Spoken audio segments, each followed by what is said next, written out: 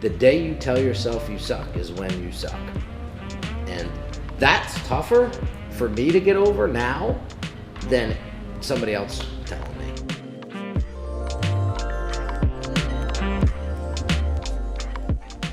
I think all of us search for a period of time to belong. Sure. And it's when we get comfortable with ourselves that we truly belong. That when you no longer need a tribe to feel complete, then you're good. Brene Brown's book talks about this, like talking to Maya Angelou, and she was talking about the story about, she recites this poem about standing, like being a tree in the middle of the river and not moving and not caring. And it took her years to understand and unpack that meaning. It's just to be okay in your vulnerabilities, and it's awesome. So if you guys don't know, check out that TED Talk by Brene Brown. She's given several, and it's full of vulnerable stories about her quest to discover certain things as a story researcher, a research storyteller. There's a quote by Miles Davis, and it says, "Sometimes it takes you a while to sound like yourself." I like that. It took me a while to sound like myself. Yeah. So when we stop trying to impress other people, when we stop trying to belong on a superficial level to other tribes and other groups, because all we want is acceptance, when the only acceptance you need is self-acceptance, then you're good to go. That's why I don't really care. So people come up to me, I hate you, I love you. It's like, man, I know who I am. And Right, because people will come up to you and be like, "Chris, I love you," or Chris, like, "Oh, Chris is really cocky." Yeah. The way he talks, and it's Yeah. rolls off your shoulders both ways. both ways. You ever see me around people? Yes. What do you see? You're pretty much comfortable in your Great own guy.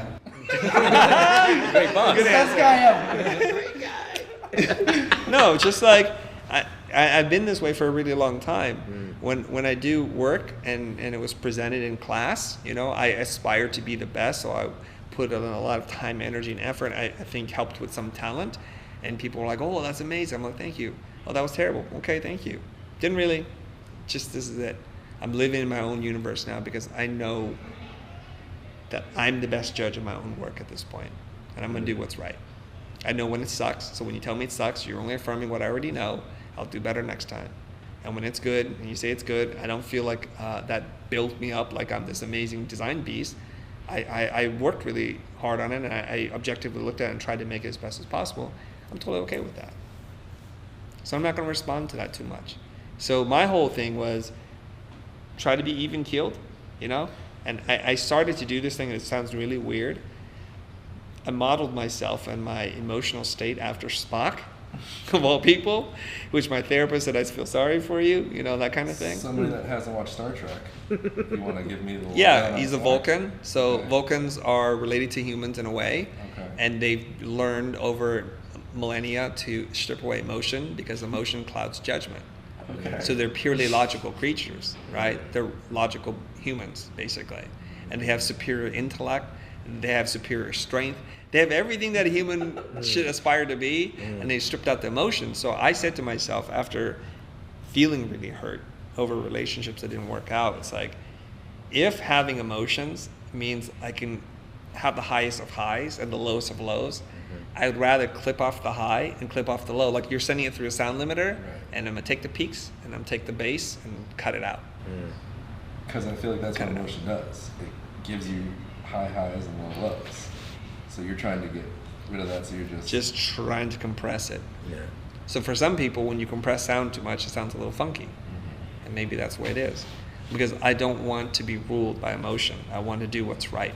Well, I want to get the job done. I want to add to that because I was one of those guys where I would sway really easy. Like if somebody said something really bad about me, That's me right now. I would get in a funk. You'd get wrecked. For like 4 months, right? And then if somebody said something good, it wouldn't last as long, honestly.